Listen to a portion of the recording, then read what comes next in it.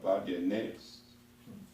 And they look at their color and they start to grumble about their colors. And they look about their height or their structure and they begin to complain about it. And sometimes they have to go get a credit card in order to get some money to go to the doctor to do something on their body so they can look different. My God made me so special. And he made me with his own hands. And I don't need to alter anything.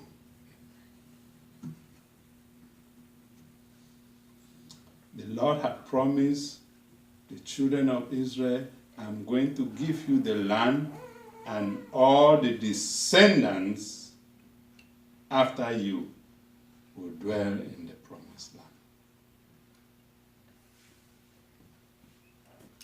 That was God's promise. I don't know what God has promised to you this year, but I see that there are two sets of Christians in the world today.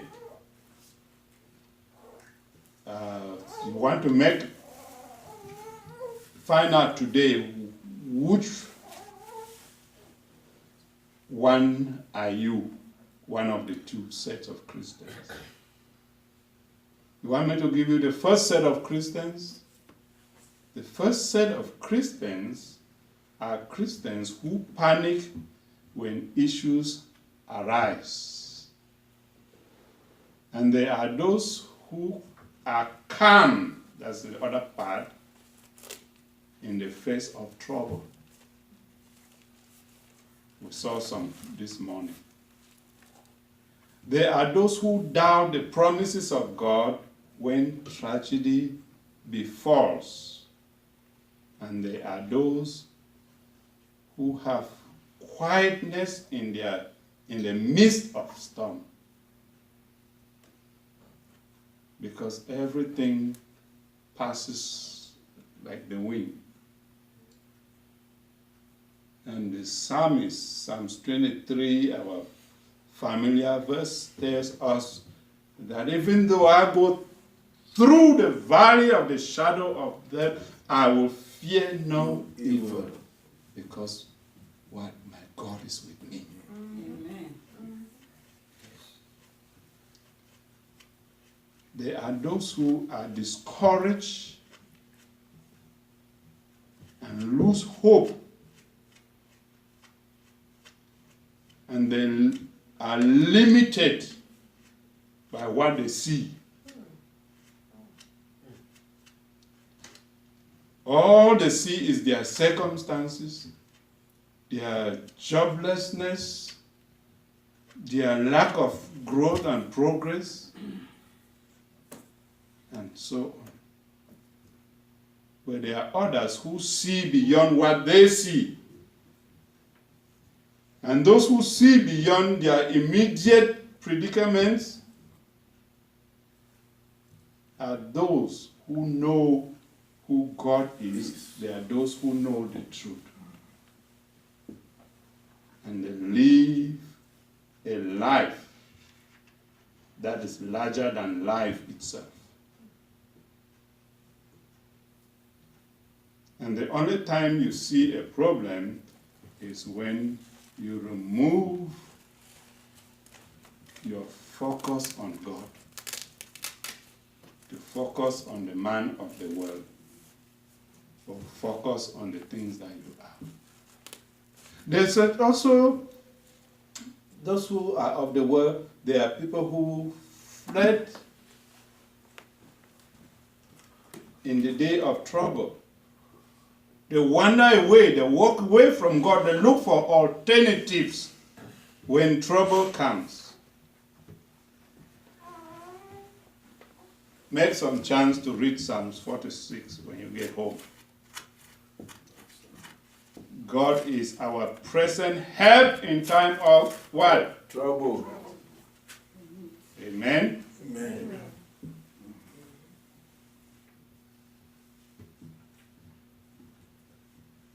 In Psalms 103,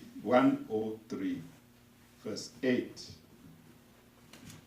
Though I pass through the valley of the shadow of death, I fear no evil, for thou art with me.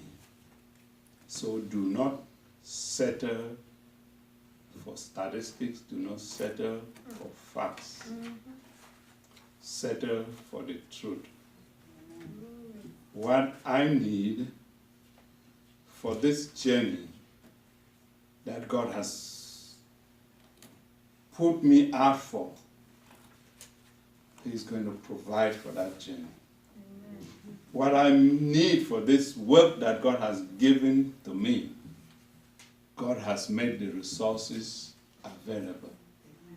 What I need for this time that I'm having difficulties, I know that God wants to use my difficulties as a stepping stone to growth spiritually, Yes. even physically, emotionally, and all that you can think of. All good things come from where? They come from God Almighty. Mark chapter 16, verse 17 says, "These signs shall follow them that believe in the name. They shall cast out devils."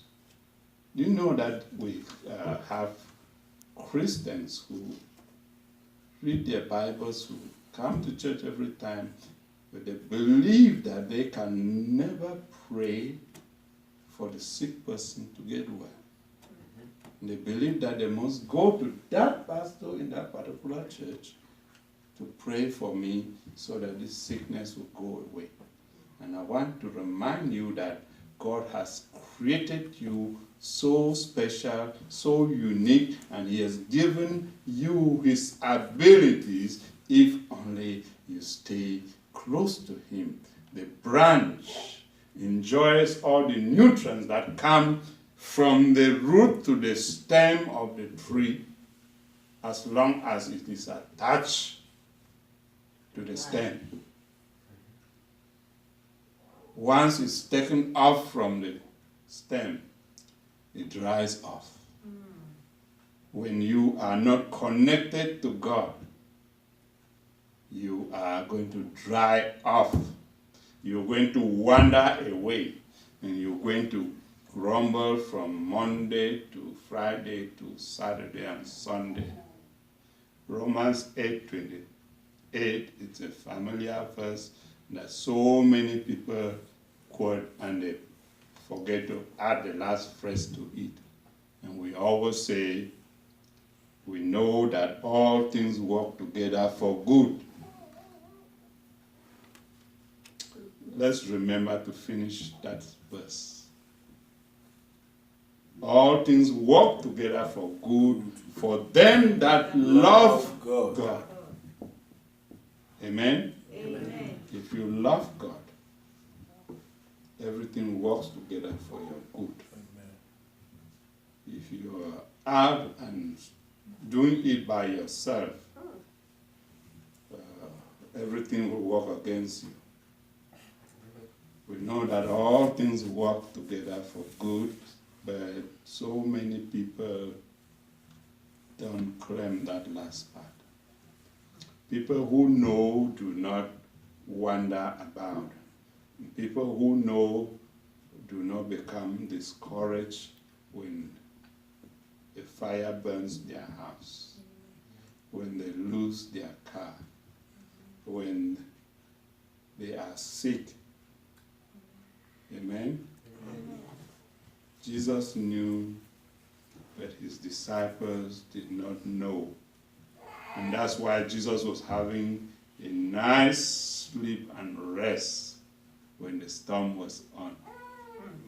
And his disciples who did not know, they spent the whole time worrying, panicking, and complaining. And they woke him up and said, "Do you want us to die?" Joshua 1 verse 5. He works together with Hebrews. And my wife quoted Hebrews 13:5. It says, he will never leave you. He will never forsake you. He will never abandon you.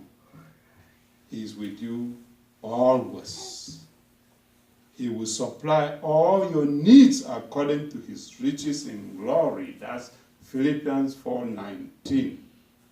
And 1 Peter 2:24, by his stripes you have been healed. Amen. Amen. And there shall be no barrenness in your land. Exodus 23. You shall know the truth, and the truth will set you free. I said, if we forget every other thing, we must hang on to this. And you shall know the truth, because the truth is going to supply your needs. The truth is going to be your security. Yes, The Lord. truth is going to be your judge. The truth will be everything that you need. The breastplate of truth. Amen. Amen. Let me, before I finish, give you a dictionary definition of the word that I spelled to you last time.